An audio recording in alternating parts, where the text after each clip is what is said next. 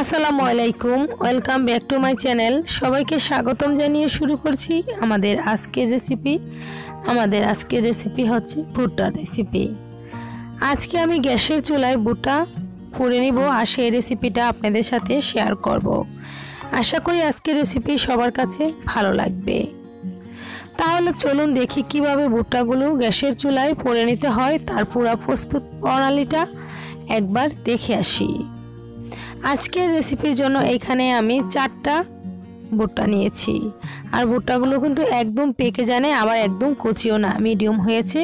আর এই পর্যায়ে কিন্তু ভুট্টাগুলো পুড়ে নিলে খেতে বেশি ভালো লাগে। প্রথমে ভুট্টা থেকে ভুট্টার খোসাগুলো ফেলে দিতে হবে। আর আমি কেমন করে ফেলে দিচ্ছি স্ক্রিনে দেখি হয়তো বুঝতে পেরেছেন। সবগুলো ভুট্টা আমি একইভাবে ছুলে নেব। এখন কিন্তু ভুট্টার সিজন, আর এই ভুট্টাগুলো এখনই খাওয়ার সময়। ভুট্টাগুলো কচি এবং আদা পাকা হলে খেতে বেশি ভালো লাগে। পুরোপুরি পেকে গেলে কিন্তু যখন ছেঁকে নেবেন তখন কিন্তু ভুট্টাগুলো খেতে ভালো লাগবে না, কারণ ভুট্টাগুলো অনেক শক্ত হয়ে যায়। সবগুলো ভুট্টার খোসা ফেলে দিয়েছি। এখন চুলার উপরে একটা স্ট্যান্ড দিয়ে দিলাম আর এর উপরে 2টা করে ভুট্টা দিয়ে দিব।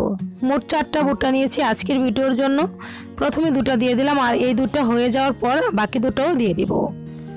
আর এই ভুট্টাগুলো কয়েক সেকেন্ড পর পর কিন্তু একটু ঘুরিয়ে দিতে হবে, তা না হলে কিন্তু বেশি পড়ে যাবে। কত সুন্দরভাবে ভুট্টাগুলো পড়ে যাচ্ছে স্ক্রিনে দেখে হয়তো বুঝতে পেরেছেন।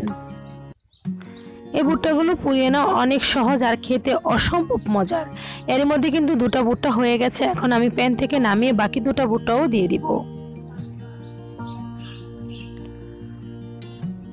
আমি আবারও বাকি ভুট্টাগুলো দিয়ে দিলাম। এই ভুট্টাগুলো আমার পুড়িয়ে নেওয়া হয়ে গেছে। 4টা ভুট্টাই আমি পুড়িয়ে নিয়েছি। আর কত সহজে গ্যাসের চুলায় 4টা ভুট্টা আমি অল্প সময়ে পুড়িয়ে নিয়েছি, ভিডিওতে দেখি হয়তো বুঝতে পেরেছেন। এখন এই ভুট্টাগুলো খাওয়ার জন্য প্রথমে আমি নিয়ে নিচ্ছি শুকনো মরিচের গুঁড়া। আমি শুকনো মরিচ শুকনো তাওয়ায় টেলে গুঁড়া করে নিয়েছি। আর এখন দিয়ে দিচ্ছি পরিমাণ মতো লবণ। নিয়ে নিচ্ছি এখানে পরিমাণ মতো লেবুর রস। আমি একটা লেবুর বড় টুকরো নিয়েছি, আর এই রসটা চিপে এখন এর মধ্যে দিয়ে দিব। লবণ এবং মরিচের গুঁড়া আর লেবু রস দিয়ে এই ভুট্টাগুলো খেতে অসম্ভব মজার হয়, একবার হলো ট্রাই করবেন। লেবু রস দিয়ে দিয়েছি। এখন আরেকটা লেবু দিয়ে আমি এর মধ্যে একটু লাগিয়ে নিব। লবণ, মরিচের গুঁড়া আর লেবু রস আমি আরেকটা লেবুর মধ্যে নিয়ে এইভাবে ঘষে লাগিয়ে দিব। আর এই ভুট্টাগুলো খেতে অসম্ভব মজার।